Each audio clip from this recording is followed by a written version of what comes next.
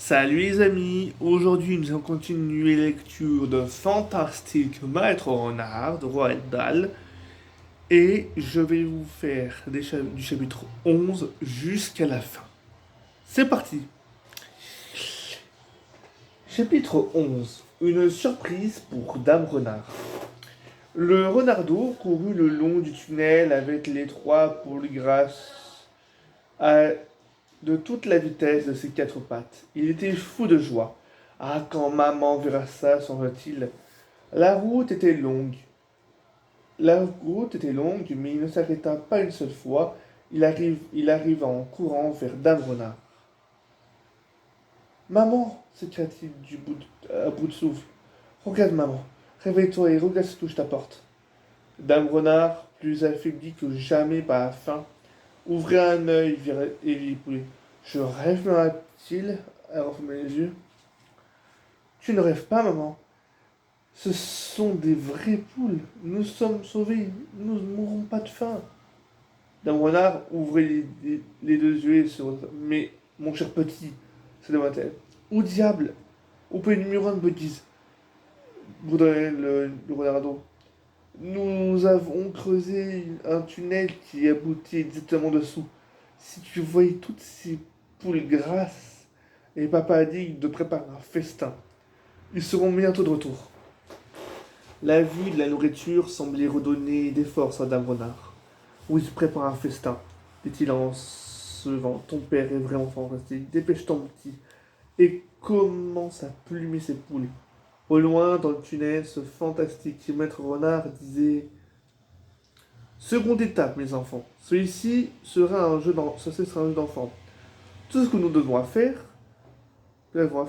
est de creuser un petit tunnel de là à là, jusqu'au papa. Ne posez pas tant de questions, creusez. Chapitre 12. Blaireau. Maître Renard et ses trois autres renardeaux creusèrent vite et droit. Ils étaient trop excités pour sentir la faim ou la fatigue. Ils savaient que sous peu, ils feraient un énorme et magnifique festin. Et justement, avec les poules de Buggy. Là-bas, sur la colline, le gros fermier attendait qu'ils meurent de faim. Il était bien loin de se douter qu'il leur fournissait à manger. Rien qu'd'y penser, il se tordait les côtes de rire. Continuez à creuser, dit Maître Renard. Ce n'est pas très loin. Tout à coup, une voix grave dit au-dessus d'eux: Qui voilà? Les renardeaux sursentèrent. Ils levèrent les yeux et virent un long museau noir, pointu et poilu, épiant à travers un petit trou de plafond.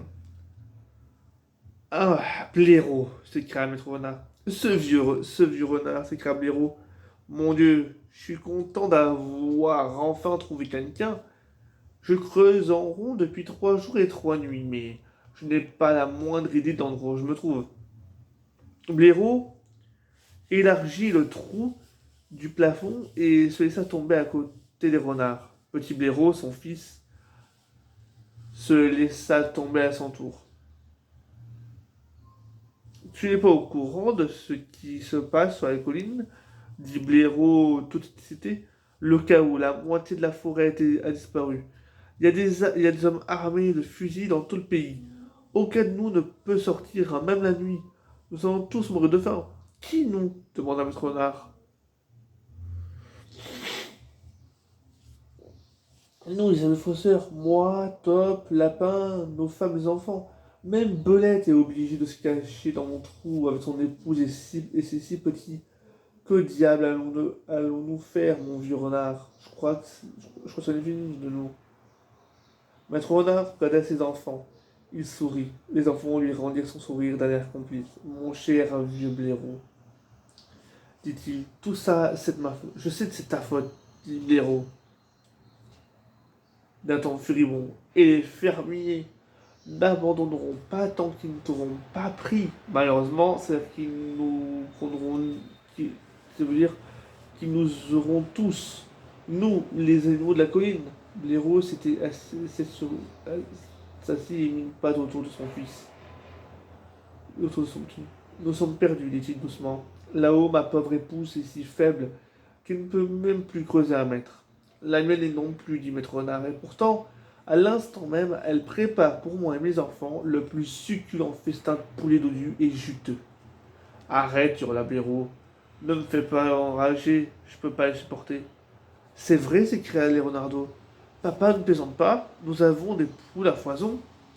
Et puisque tout est entièrement de ma faute, dit notre renard, je t'invite à partager le festin. J'invite tout le monde. Toi, Top, Lapin, Belette, vos femmes et vos enfants. Il y aura plein à manger pour tous, je peux te l'assurer. Sérieusement s'écria Blaireau. Tu parles vraiment sérieusement? Mais Renard s'approcha de son museau de celui de Blaireau et se d'un air, monsieur, sais-tu d'où? Du poulet de me dit. Non, si, mais ce n'est rien à côté de là où où nous allons maintenant. Tu es venu au bon moment, mon cher Blaireau. Tu peux nous aider à creuser. Et pendant ce temps, ton petit n'a qu'à courir rejoindre Dame Blaireau et tous les autres pour répandre la bonne nouvelle. Mais regarde sur toi, petit Blaireau. Dis-leur qu'ils sont invités au festin de renard. Et puis filez tous descendre ici et suivez ce tunnel jusqu'à mon logis. Oui, maître renard, des petits blaireaux. Oui, monsieur. Tout de suite, monsieur. Oh, oui, merci, monsieur. Il regrimpèrent vite votre plafond et disparut. Chapitre 13. L'entrepôt géant de Burns. Qu'est-il donc arrivé à ta queue, mon vieux renard? s'écria le bureau. N'en parlons pas. Je t'en prie, dit maître renard. C'est un sujet douloureux. Ils continuèrent à creuser le nouveau tunnel en silence. L'autre était un grand creuseur. Et depuis qu'il donnait un coup de patte, le tunnel avançait à toute allure. Bientôt, il se renouvelèrent au-dessus d'un autre plancher. Maître Renard sourit d'un air rusé, montrant ses dents blanches. Si... Si je me suis pas trompé, mon cher Blaireau, dit-il, nous sommes maintenant sous la ferme qui appartient à Burns, ce vilain nappe au ventre impotent. En fait, nous sommes juste sous l'endroit le plus intéressant de cette ferme. Des oies et des canards, s'écria Ronaldo, en se léchant les babines. Des canards tendres et juteux et de belles oies grasses. Exactement, dit Maître Renard. Mais comment peux-tu savoir où nous sommes demanda Gros. Le sourire de Maître Renard s'élargit un peu plus sur ses dents blanches. Écoute, dit-il. Écoute, dit-il. J'irai les yeux fermés jusqu'à ces fermes. Pour moi, c'est tout aussi facile dessous que dessus. Il se dressa et poussa une lettre de bois, puis une autre. Il passa sa tête par l'ouverture. Oh, oui, ouvre-la-t-il dans ce temps dans la pièce. Au-dessus, j'ai encore ici. J'y mis dans le mille, droit dans le mille. Venez voir. Les héros et les d'eau les suivirent, ils s'arrêtèrent, les yeux écarquillés. Ils restaient bouche bée. Ils étaient si comblés qu'ils ne pouvaient même plus parler, car ce qu'ils voyaient maintenant était en quelque sorte le rêve de tout renard, le rêve de tout blaireau. Un paradis paysan et moi affamé. Ceci, mon cher vieux blaireau, déclara Maître Renard, c'est l'entrepôt géant de Burns. Toutes ces provisions sont stockées ici en train de partir au marché. Contre les 4 murs de l'immense pièce, entassées dans des armoires remplies sur des étagères qui allaient du sol au plafond, il y avait des milliers et des milliers de canards et d'oies, les plus beaux, les plus gras, plumés, prêts à cuire. Et au-dessus, pendu au plafond, il devait y avoir au moins une centaine de jambons fumés et 50 flèches de lard. Qu'elle régla pour les yeux, si Maître Renard s'entend dessus. Qu'est-ce s'entendait d'ensemble? Qu'est-ce que vous en dites, hein? Plutôt pas mal comme bouffe. Soudain, comme mis par des ressorts, les trois renardeaux, affamés et blaireaux qui auraient mangé un éléphant, se jetaient sur la succulente nourriture. Arrêtez, ordonna Maître Renard. C'est mon festin.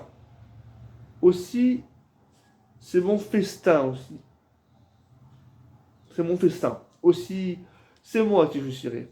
Les autres reculèrent en se les babines.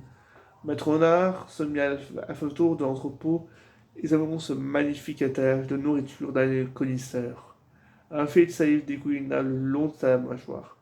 N'exagérons pas, dit-il, ne vendons pas la mèche. Il faut pas qu'on sache que nous sommes venus. Agissons avec ordre et propreté. Ne prenons que quelques morceaux de joie. Aussi, pour commencer, prenons 4 canetons d'eau due. Et il est pris sur une étagère. Et comme ils sont beaux et gras, pas étonnant que Burns les vende si cher au marché. Oh, comme ils sont beaux et gras. Pas étonnant que Burns les vende si cher au marché. Très bien. Blaireau, donne-moi un coup de patte pour les descendre. Vous les enfants, vous pouvez aider aussi. Allons-y, mon Dieu, qu'on vous avez eu l'eau à la bouche. Et maintenant, nous ferions bien de prendre quelques oies. 3 devraient suffire. Prenons les plus grasses. Oh mon Dieu, mon Dieu. Il n'y a pas plus belle oie dans la cuisine d'un roi. Allons-y doucement, voilà. Que diriez-vous de deux bons jambons fumés? De bons jambons fumés. J'adore le jambon fumé, pas toi, Bureau? Passe-moi un escabeau, s'il te plaît. J'aurai faux du lard, cite Bureau dansant en excitation. Prenons une tranche de lard, cette grosse là-haut. Et des carottes, papa, dit le plus petit des renards. Prenons quelques carottes. Que tu es bête, mon renard. Tu sais bien que nous n'en mangeons jamais. Ce n'est pas pour nous, papa. C'est pour les lapins. Ils ne mangent que des légumes. Mon Dieu, tu as raison, c'est maître renard. Tu penses vraiment à tout, mon petit. Prenons 10 bottes de carottes. Bientôt, tout ce magnifique butin forma un beau tas. Les renardeaux étaient accroupis à côté, la truffe frémissant, les yeux brillants comme des étoiles. Et maintenant, dit Maître Renard, nous allons emprunter à notre ami Burns 2 de ses charrettes dans nos coins, et elles nous seront même utiles. Blaireau et lui allèrent chercher les charrettes, et chargèrent les oies, les canards, le jambon et le lard, et les firent descendre par le trou du plancher. Et s'y glissaient à leur tour. Dans le tunnel, Maître Renard remit les lattes de planches à leur place, ainsi personne ne pourra voir qu'on les avait déplacés. Mes enfants, dit-il en désignant 2 des 3 renardeaux, prenez chacun une charrette et courez rejoindre votre mère de toute la vitesse de vos 4 pattes.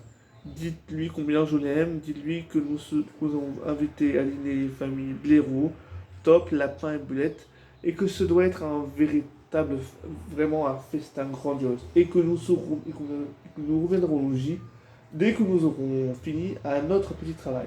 Oui, papa, tout de suite, papa, répondit-il. Ils saisirent chacun un chariot et fondaient dans le tunnel. Et fonça dans le tunnel. Chapitre 14. Blaireau a des scrupules. Plus qu'un endroit à visiter, maintenant. Et je parie que je sais ce que c'est, dit le seul renardeau qui restait. C'est le plus petit des 4 renardeaux. Qu'est-ce que c'est demanda Blaireau. Eh bien, nous sommes allés chez Buggies et chez Burns. Mais pas chez Bean, ça doit être chez lui. Tu as raison, notre renard, mais ce que tu ignores, c'est quel endroit chez Burns, chez Bean, nous avons visité. Lequel fait ensemble. Ah, dit votre renard, attendez un peu, vous verrez. Tout en parlant, il creusait le tunnel, avançait vite. Soudain, Béraud demanda: ça ne t'ennuie pas un petit peu, mon vieux renard? M'ennuyer? Quoi? Tous ces vols. Maître renard s'arrêta de creuser et fixa Béraud comme s'il avait complètement perdu la boule. Cher vieille topine pour lui, s'écria-t-il. Connais-tu une seule personne au monde qui ne chipperait pas quelques poulets si ses enfants mouraient de faim? Il y eut un bref silence au cours duquel Blaireau réfléchit probablement. Tu es beaucoup trop honnête, dit Maître Renard. Il n'y a pas de mal à être honnête, dit Blaireau. Écoute, dit Maître Renard. Buggies, Burns et Bean ont décidé de nous tuer. Tu t'en rends compte, j'espère. Je m'en rends compte, mon renard. Je m'en rends compte, répondit le gentil Blaireau. Mais nous ne sommes pas aussi vils, nous ne voulons pas les tuer. Bien sûr que non, dit Blaireau. Ça ne nous viendrait jamais à l'esprit. Jamais à l'idée, dit Maître Renard. Nous prendrons simplement un peu de nourriture par-ci par-là pour nous maintenir en vie. Nous et nos familles, d'accord? Je crois que nous y sommes obligés, dit Blaireau. Laissons-les être odieux s'ils veulent, dit votre renard. Nous, ici, sous terre, nous sommes des braves gens pacifiques. Le roi inclina la tête et sourira. Mon vieux renard, je t'adore. Merci, notre renard. Et maintenant, continue à creuser. 5 minutes plus tard, les pâtes à V du blaireau, avant le blaireau, ont quelque chose de plat et de dur. Diable! Qu'est-ce que c'est? Ça ressemble à un solide mur de pierre. Maître Renard lui gratta la terre, qui était fait de briques, pas de pierre. Le mur était fait de briques, pas de pierre. Le mur était juste en face d'eux, bloquant la voie. Qui donc a eu l'idée de construire un mur sous terre? Sur la terre, demanda Blaireau. Très simple, dit Maître Renard. C'est le mur d'une pièce souterraine, et si je ne me trompe pas, c'est exactement ce que je recherche. La cave secrète de Bean. Chapitre 15. La cave secrète de Bean. Déjà, j'ai oublié de vous dire le nom du chapitre. La cave secrète de Bean. Maître Renard examina le mur avec attention. Il vit que le ciment entre les briques était vieux et effrité. Aussi, il fit bouger une brique sans trop de difficulté et l'enleva soudain de ce trou surgit un petit museau pointu et moustachu. Allez-vous-en, fit-il sèchement. Vous ne pouvez pas rentrer, c'est privé. D'où Jésus, s'écria Blaireau. Rat! J'ai dû touper, animal, dit Maître Renard. J'aurais dû deviner que tu te trouvais par ici, bien par ici. Allez, oust! hurla le rat. Du balai, c'est ma propriété privée. Tais-toi, dit Maître Renard. Je me tairai pas, le rat. C'est mon domaine. Je suis venu le premier. Maître Renard sourit, c'est dans l'instant. Mon cher rat, je suis un renard affamé. Si tu ne files pas en vitesse, je ne ferai qu'une bouchée de toi. Ça marcha. Le rat disparut dans leur vue en un clin d'œil. Maître Renard éclata d'un rire et se mit à enlever d'autres briques du mur. Quand ils eurent agrandi le trou, il s'y glissa, suivi de Blaireau par petit Renaud. Il se trouvait dans une vaste cave humide et sombre. C'est ça qui m'a dit Maître Renard. Quoi, dit Blaireau, l'endroit est vide. Où sont les dindes demanda le plus petit Renardeau, les yeux écarquillés dans l'obscurité. Je croyais que Bill élevait des dindes. Il en élève, dit Maître Renard. Mais nous en cherchons pas maintenant. Nous avons de quoi manger en quantité. Alors de quoi avons nous besoin, papa? Regarde bien autour de toi, dit Maître Renard. Tu ne vois rien qui t'intéresse? Blaireau et le petit Renardeau scrutaient la pénombre. Quand leurs yeux se furent habitués à l'obscurité, ce qu'ils virent ressemblait à tout un lot de grandes jarres de verre déposées sur des étagères contre les murs. Ils s'approchèrent, c'était bien des jarres. Il y en avait des centaines, et sur chacune, on pouvait lire cidre. Le petit Rolando fit un grand bond. Qu'est-il? Regarde ce que nous avons trouvé, du cidre. Exactement, dit Maître Renard. Formidable, Renard Blaireau. La cave secrète de Bean, dit Maître Renard. Mais allez-y prudemment, mes amis. Pas de bruit. Cette cave est juste sous la ferme. Le cidre est pas bon pour les blaireaux, dit Blaireau. Nous le prenons comme un remède. Un grand verre de cidre 3 fois par jour au repas et un autre coucher. Cela transformera le festin en banquet, dit Maître Renard. Pendant qu'il parlait, le petit Renardeau avait pris une jarre sur une étagère et il avait bu une gorgée. Oui, dit-il en temps. Vous avez deviné qu'il ne s'agit pas de cidre. Il ne s'agit pas du cidre ordinaire, léger et pétillant que l'on achète dans les magasins. C'était du vrai de vrai, du cidre maison, de l'alcool fort qui vous brûlait la gorge et vous enflammait de l'estomac. Ah, fait que vous trouvez. Ça suffit, c'est comme ça, dit Maître Renard en lui arrachant la jarre et la portant à ses lèvres. Il prit une forme de gorgée. C'est miraculeux, chucha-t-il. On est sûr d'en voir sa maison. C'est fabuleux. C'est magnifique. À mon tour, dit Pierrot, en prenant la jarre et en versant la tête en arrière. Le cycle gargouillait, goûtait en coulant sa gorge. C'est, c'est comme de l'or fondu, va-t-il. Et mon bonheur, c'est comme boire des rayons de soleil et des arcs-en-ciel. Vous marchez sur mes plates-bandes. Alors, posez-moi ça tout de suite. Il ne va plus m'en rester. Le rat était penché sur une plus haute étagère de la cave, les observant derrière une énorme jarre. Dans le code de la jarre, il y avait un petit tuyau de caoutchouc qui est utilisé pour aspirer le cidre. Tu es sous, dit Maître Renard. Occupe-toi de tes affaires, vous le rat. Grosse brute épaisse. Si vous venez ici faire la foire, nous ferons tous prendre. Filez et laissez-moi cet monstre tranquillement. À ce moment, ils entendirent une voix de femme qui appelait à grands cris dans la maison au-dessus. Dépêchez-vous d'aller prendre ce cidre, ma belle, dit-il. Vous savez que Monsieur Bean n'aime pas qu'on le fasse attendre, surtout après avoir passé toute la nuit sous une tente. Les animaux eurent froid dans le dos et s'immobilisèrent et oreilles dressées, encore tendues, ils entendirent le bruit d'une porte qui s'ouvrait. La porte était en haut d'un escalier de pierre qui menait à la cave. Et maintenant, quelqu'un commença à descendre les marches.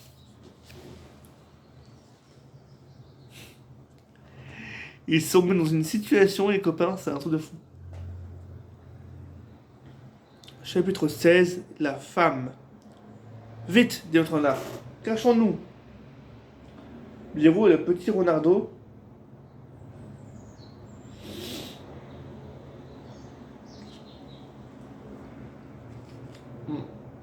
Biro et le petit Renardo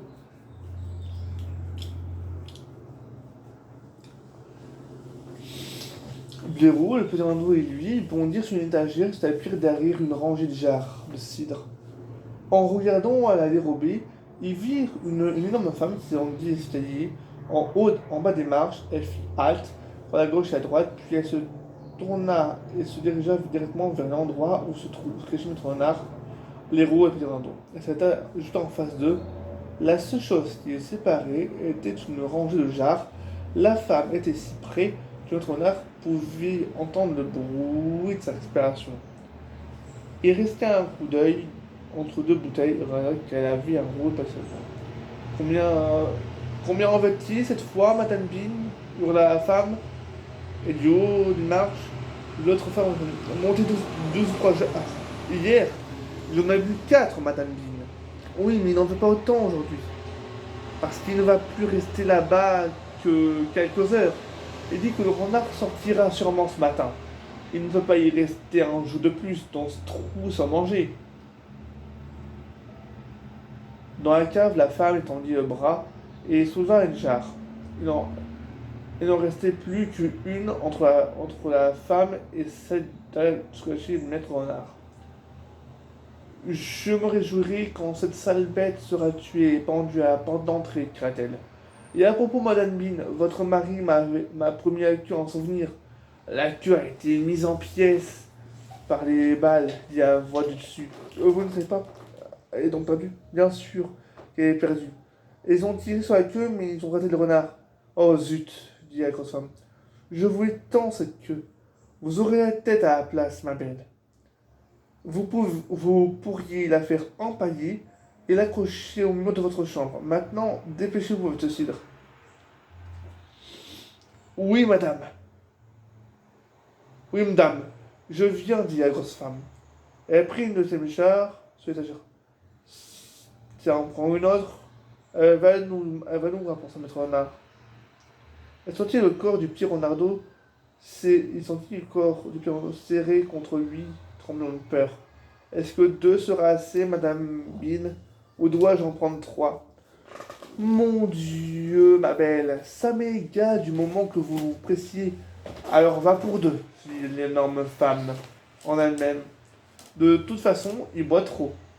Portant une jarre dans chaque main, et serrant le roux à pâtisserie sous son bras,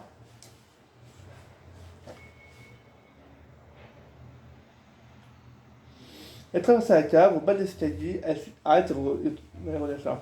Il y a encore des rats ici, Madame Bean. Je les sens. Alors empoisonnez-les, ma brave. Empoisonnez-les. Vous savez où l'on met le poisson. Oui, Madame. Oui, Madame. dit ma belle. Elle remontait l'escalier lentement et disparut la porte. Vite, dit maître renard.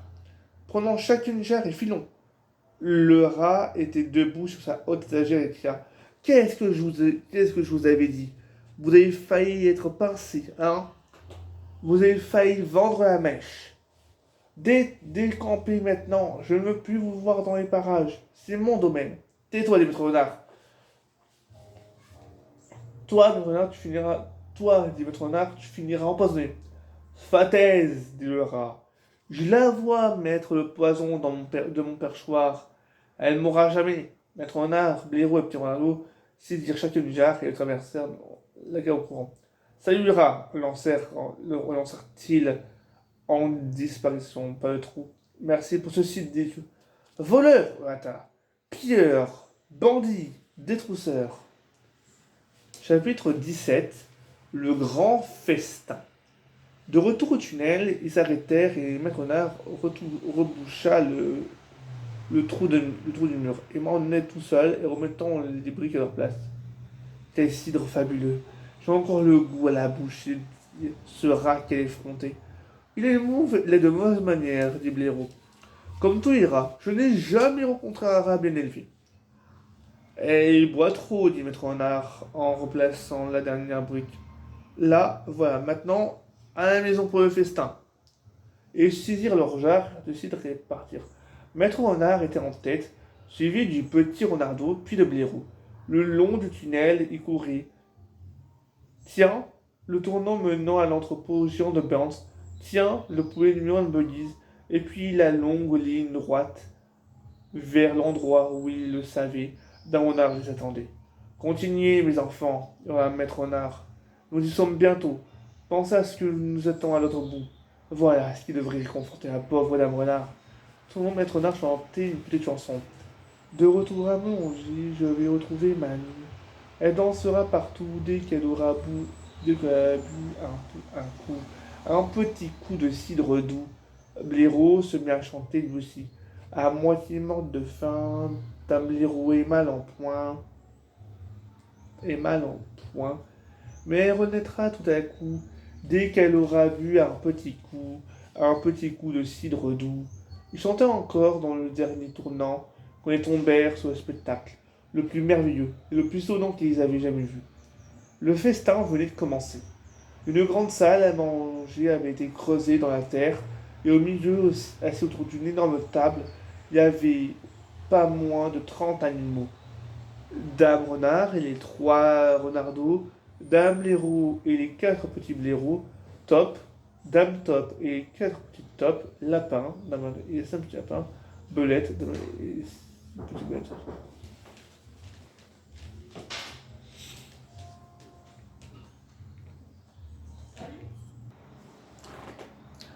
Poulet, canard, oie, lard et jambon s'annoncèrent sur la table et tous en train de et s'avançèrent sur la table et tous étaient en train de s'attaquer à ces mets délicieux. En train d'attaquer ces mets délicieux. Mon ami, s'écria Maître Renard en sautant au cou en sautant au cou de Maître Renard. Nous ne pouvons plus attendre, pardonne-nous, je t'en prie. Puis elle embrassa le petit Renardeau. Dame Blaireau embrassa Blaireau et tout le monde s'embrassa avec des cris de joie. On plaça des énormes jarres de cidre sur la table et Maître Renard,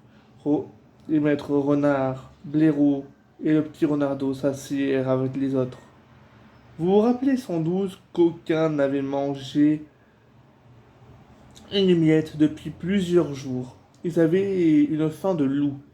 Aussi, pendant un moment, il n'y a eu aucune conversation. On entendit seulement le bruit des dents et des mâchoires que faisaient les animaux attaquant le succulent repas.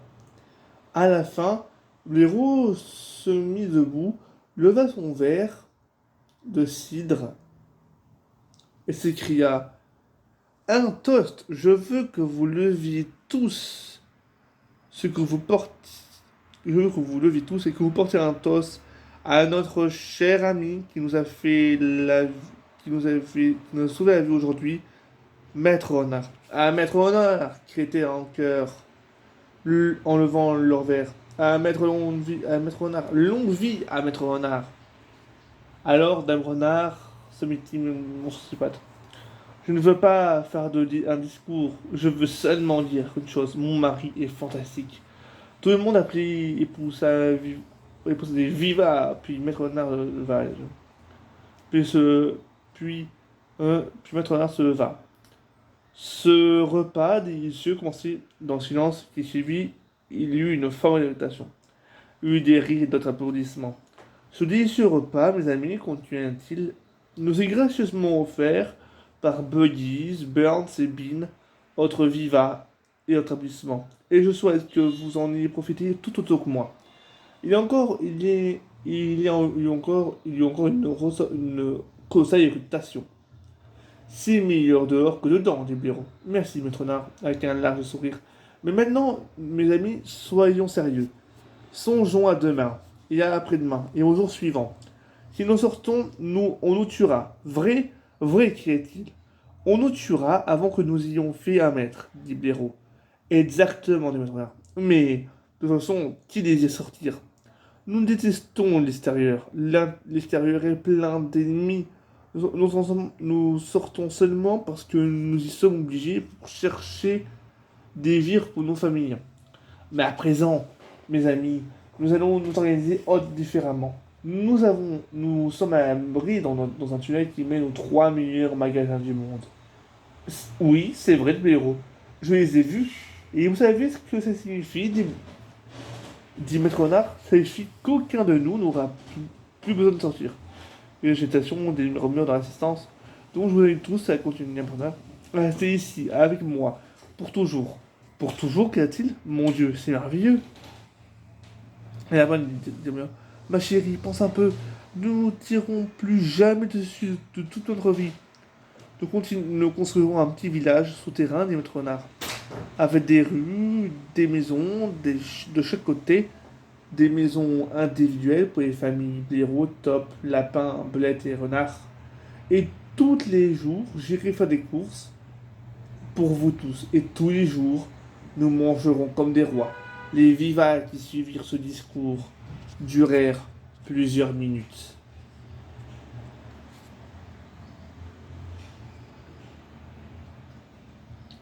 Chapitre 18. Ils attendent toujours.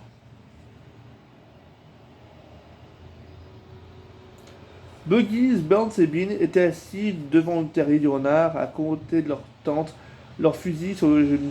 Il commença à pleuvoir. L'eau coulait goutte à goutte dans leurs cous et dans leurs souliers.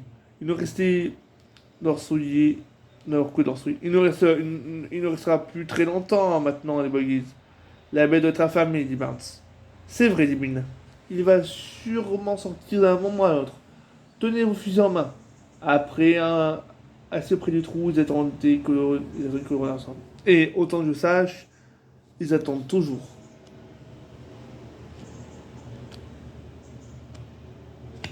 Fin.